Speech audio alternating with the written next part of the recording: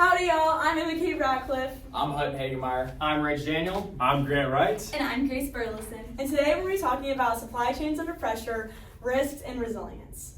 I have a quick question for y'all. Raise your hand if you ran out of toilet paper during COVID-19. I know I did, and I see those hands raised. We're going to talk about the backstory of why that happens and how to combat that with supply chain strategies. I'm going to pass it off to Grant. All right, guys, here's an outline of our presentation. We're going to be talking about trend selection, problem identification, importance, connections to the course, and finally solutions. I'm going to let Rich take us off with trend selection. So just to go ahead and dive right into trend selection, our specified trend is going to be global supply chain disruptions and resilience strategies. The problem we chose to identify with this was global crises, specifically tariffs, pandemics, and geopolitics, as they're all very topical to us today. When it comes to tariffs, the US and China trade war had the issue of rising tariffs causing increased costs and supply chain risks. This had an impact of $550 billion in goods affected. This also caused a shift towards China plus one sourcing, which is essentially a business approach where companies move some operations to other countries such as Vietnam, India, and Mexico, as well as keeping some production in China. That way it reduces the reliance on Chinese manufacturing and sourcing. Lastly, we had the long-term trend of regionalization caused by these tariffs. Next, we had pandemics, specifically COVID-19. With COVID-19, we had the issue of global supply chains failing under this pressure. The impact had the causes of shutdowns and shipping delays, labor shortages and inventory gaps, and a push for resilience and nearshoring. Lastly, to wrap it up with geopolitics, we had the Russia and Ukraine war, which is still going on currently, having the issue of war disrupting the energy and food supply routes, which impacted an energy crisis in Europe, global food price spikes, and a trend towards supply chain decoupling. Next up is Grant going over importance. Thank you, Rich. Now that we know more about our trend, we're going to talk about the importance of it. So guys, on a broad scope, global supply chain disruptions are important because they expose critical vulnerabilities in the flow of goods, services, and information, leading to delays, increased costs, and economic instability. In essence, y'all, global disruptions are the problem, the things that shake up the supply chain, while resilience strategies are the solution, the efforts put in place to protect operations and reduce risk. So now that we have a good understanding of that, we're going to dive deeper into our three examples. Those examples are going to be the tariffs, pandemics, and geopolitics like we were talking about earlier. So first off, we have the US-China trade war. So that began in 2018 and led to the imposition of hundreds of billions of dollars. And man, the companies really had to rely on Chinese manufacturing, and this led to a sudden significant cost increase. So that made a lot of people rethink and restructure their supply chains. So all of these points about the trade war go to show that supply chains must be strategically agile and not just efficient. Next, we're going to look at the COVID-19 pandemic. So that brought the global supply chain to a halt, and this included factory shutdowns, port closures, and labor shortages, which happened across the world seemingly all at the same time. So guys, this is a go-to example we all know of, and as we were talking about with the toilet paper, and lastly with the Russia-Ukraine war, it disrupted global exports of essential commodities like wheat, corn, oil, gas, and it even led to an energy crisis in Europe. And also the Black Sea with the shipping, it became really dangerous with the war going on and just the global instability with that.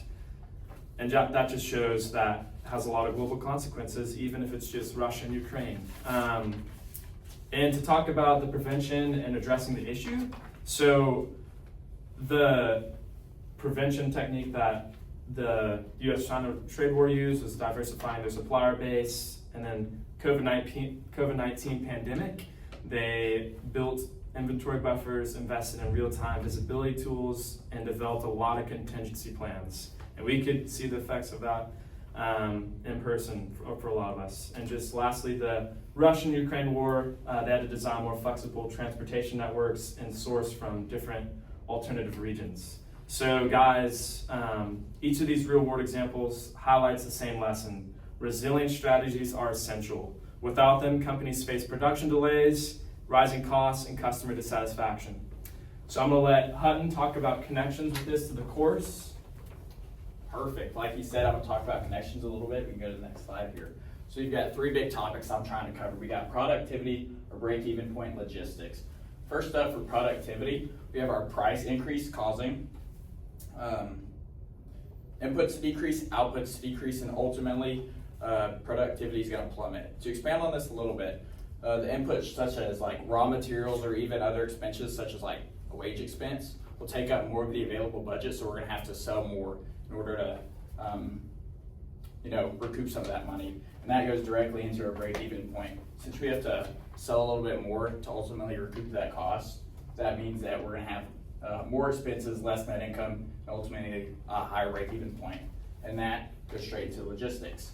What are we going to do and ultimately to bring back down that break-even point to make the money back? So it could force companies to change suppliers, something a little more local, to ultimately have a little more flexibility like they've talked about. Reduce total costs in various ways, such as cutting employees to save a little wage expense, or even altering your transportation methods, like going from ship to train or something a little more local and more accessible to ultimately be more efficient. Now I'm going to pass it to EK with solutions. Hey guys, I'm going to talk about the solutions for all these global crises.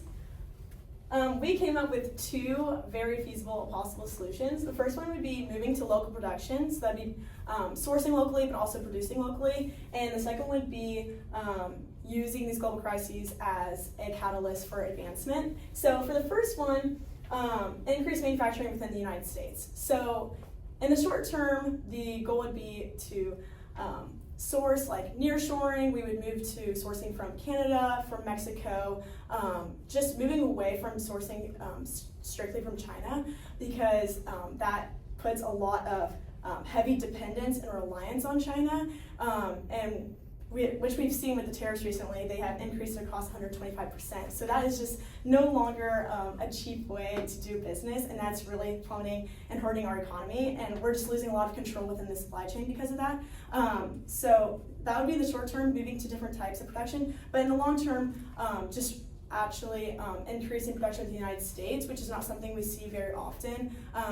So just revamping that type of manufacturing within us. That way we bring back control. We bring back the control that we have on the supply chain. That way we're not relying on ships from overseas. And then in the near future, companies can use AI to create a real-life digital twin. This AI uses social media, news, weather, all sorts of different data to create real-life possible routes of all possibilities for the supply chain. And so whenever something happens, these companies can look at this real-life digital twin and make very, very quick decisions in these moments of crisis.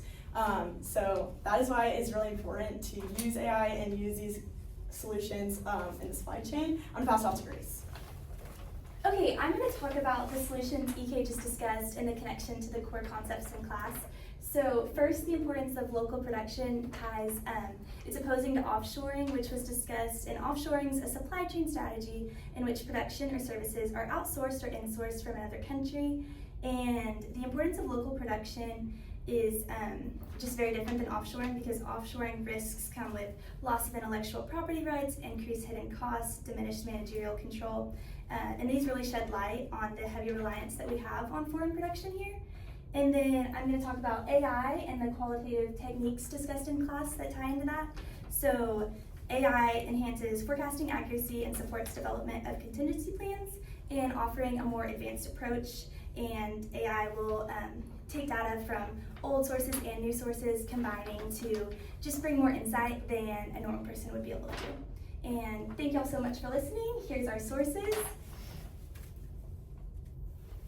And we just want to leave you guys with one question. We may not all be going into supply chain fields, but we are all going to reach moments of crisis. And so we want to leave you with the question of what can you guys do to plan for moments of crisis?